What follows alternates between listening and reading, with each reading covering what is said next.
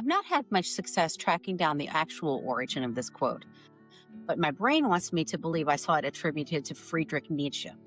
It goes, "The curse of the creative is to have more ideas than time." If you have embarked on a journey of creative expression and tapped into your muses, the steady flow of ideas and inspiration can feel overwhelming at first. Sure, some people only have one book, one painting, one song, one other piece of work they are meant to produce, but they are rare. I've yet to work with any client who came to me believing they had one book idea and that's where it ended.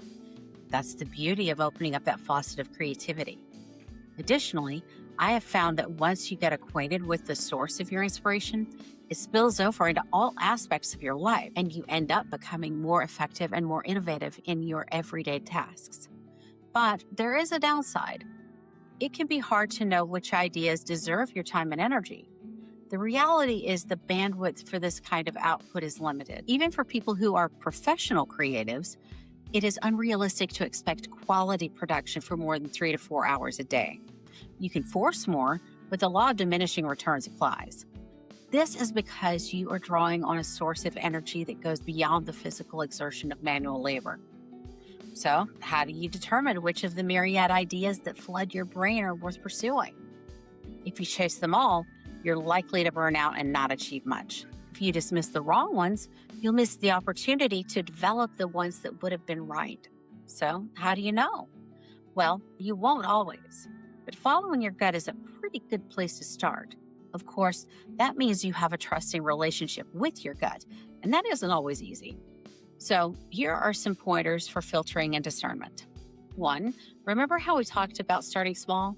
Well, the first thing I'd recommend is evaluating which idea is going to get you to a quick and easy win.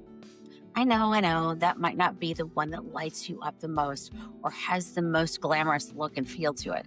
But when you're new to this, having a success, even a small one under your belt, makes a world of difference in your momentum as you move to the next thing. When I decided I wanted to write for myself, it didn't take long for stories to begin taking shape in my mind. I've grappled with which one to write first, and full disclosure, I tried writing both simultaneously. To an extent, that worked for me because I am constantly juggling multiple creative projects for my clients, and having variety helps me stay energized so I don't get bored.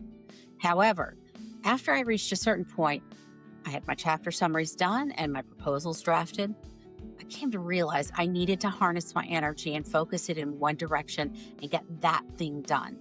Otherwise, I would likely bounce between them for the foreseeable future and have nothing to send to a publisher. So I turned all of my attention to the one I'd done the most research for and that was the most ready to be written, so I could get that win of completing something. 2, maybe you only have one adventure in mind. Maybe you have a few ideas, but they are equal in effort, expense, etc. Now, how do you choose? This is the point where you can ask yourself, what lights me up? Sometimes passion is the greatest motivator, and you should just ride that wave. I have to admit that my passion shifts from project to project depending on the day, and sometimes the hour. That can be challenging for focus, and that is when it might be helpful to go back to the first tip.